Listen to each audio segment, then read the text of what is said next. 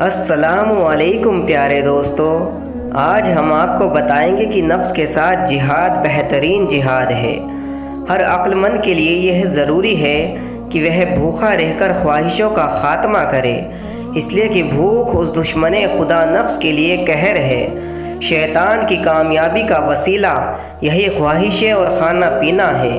فرمان نبی صلی اللہ علیہ وسلم ہے کہ شیطان تمہارے جسم میں خون کی طرح گردش کرتا ہے، اس کے ان راستوں کو بھوک سے بند کرو، بلا شبہ قیامت کے دن وہی شخص اللہ تعالیٰ سے زیادہ قریب ہوگا جس نے بھوک اور پیاس برداشت کی ہوگی۔ اور ابن آدم کے لیے سب سے زیادہ برباد کرنے والی چیزیں پیٹ کی خواہشیں ہیں۔ اس پیٹ کی بدولت حضرت آدم اور حوا علیہم السلام جنت سے ذلت اور فقر اور فاقہ کی زمین پر اتارے گئے، جبکہ رب کریم نے انہیں شجر ممنوعہ کے کھانے سے منع کر دیا تھا، تو انہوں نے پیٹ کی خواہشوں کی بنا پر اسے کھا لیا تھا۔ یہی پیٹ حقیقت میں شہوتوں کا چشمہ اور مرکز ہے۔ ایک دانہ یعنی گیانی کا قول ہے، جس انسان پر اس کا نفس غالب آ جاتا ہے وہ خواہشوں کا قیدی ہو جاتا ہے اور بےہودگی کا تابع و فرما بردار بن جاتا ہے۔ اس کا دل تمام فائدوں سے محروم ہو جاتا ہے۔ جس کسی نے اپنے بدن کے حصوں کی زمین کو خواہشوں سے سیراب کیا، اس نے اپنے دل میں شرمندگی کی کھیتی کی۔ اللہ تعالیٰ نے مخلوق کو 3 قسموں پر پیدا فرمایا ہے۔ پہلی، فرشتوں کو پیدا فرمایا، ان میں عقل رکھی مگر انہیں خواہشوں سے پاک صاف رکھا۔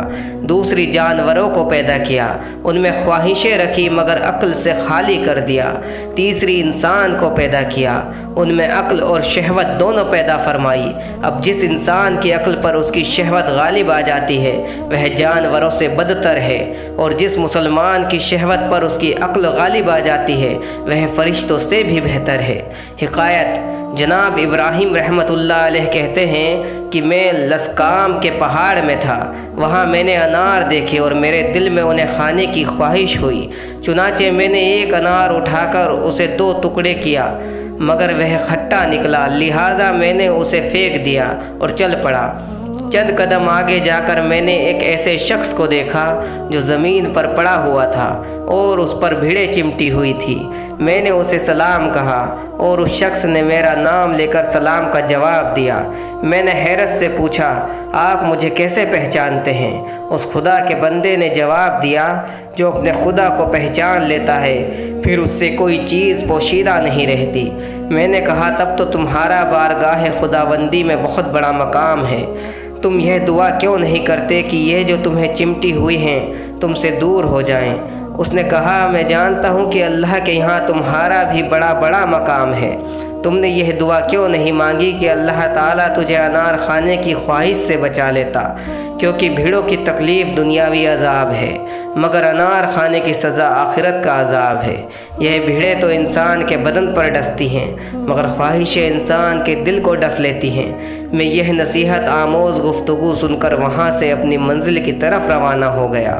شہوات بادشاہوں کو فقیر اور صبر فقیروں کو بادشاہ بنا دیتا ہے۔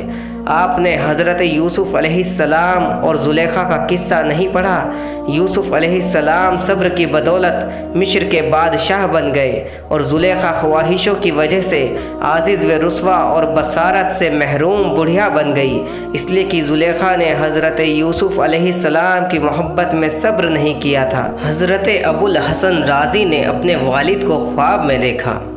جناب ابو الحسن رازی رحمۃ اللہ علیہ کہتے ہیں کہ میں نے اپنے والد کو ان کے انتقال کے 2 سال بعد خواب میں اس حال میں دیکھا کہ ان کے جسم پر جہنم کے کیر یعنی تارکول کا لباس تھا۔ میں نے پوچھا، ابا جان یہ کیا ہوا؟ میں آپ کو جہنمیوں کے لباس میں دیکھ رہا ہوں۔ میرے والد نے فرمایا، اے فرزند، مجھے میرا نفس جہنم میں لے گیا، اس کے دھوکے میں کبھی نہ آنا۔ میں ان 4 دشمنوں سے گھرا ہوا ہوں جو میری بدبختی اور گناہ کی زیادتی کی وجہ سے مجھ پر غالب آ گئے ہیں۔ شیطان، نفس، दुनिया और ख्वाहिशें, इनसे कैसे छुटकारा मिल सकता है? हालांकि यह चारों मेरे जानी दुश्मन हैं। मैं देखता हूँ कि खुदबीनी और शहवात की जुल्मत में मेरे दिल को ख्वाहिशात अपनी तरफ बुलाती रहती हैं। जनाब हातिम असम रहमतुल्लाह अलैह का कौल है, नफ्स मेरा अस्तबल है, इल्म मेरा हथियार है, ना उम्मीदी मेरा गुनाह है, शैतान मेरा दुश्मन है और मैं नफ्स के साथ धोखा करने वाला हूँ। आरिफाना नुक्ता। एक अल्लाह वाले का कौल है कि जिहाद की 3 किस्में हैं। पहली, कुफ़ार के साथ जिहाद, और यह जिहाद ज़ाहिरी है। दूसरी, झूठे लोगों के साथ इल्म और दलीलों से जिहाद। तीसरी, बुराइयों की तरफ ले जाने वाले सरकश नफ्स से जिहाद। और नबी करीम सल्लल्लाहु अलैहि वसल्लम का फरमान है कि नफ्स के साथ जिहाद बेहतरीन जिहाद है। सहबाए किराम रिज़वानुल्लाह अलैहिम जब जिहाद से वापस आते तो कहते, हम छोटे जिहाद से बड़े जिहाद की तरफ लौट आए हैं। और सहाबा ने नफ्स, शैतान और ख्वाहिशों से जिहाद को कुफ़ार के साथ जिहाद करने से इसलिए अकबर और अजीम कहा क्योंकि नफ्स से जिहाद हमेशा जारी रहता है और कुफ़ार के साथ कभी कभी होगा।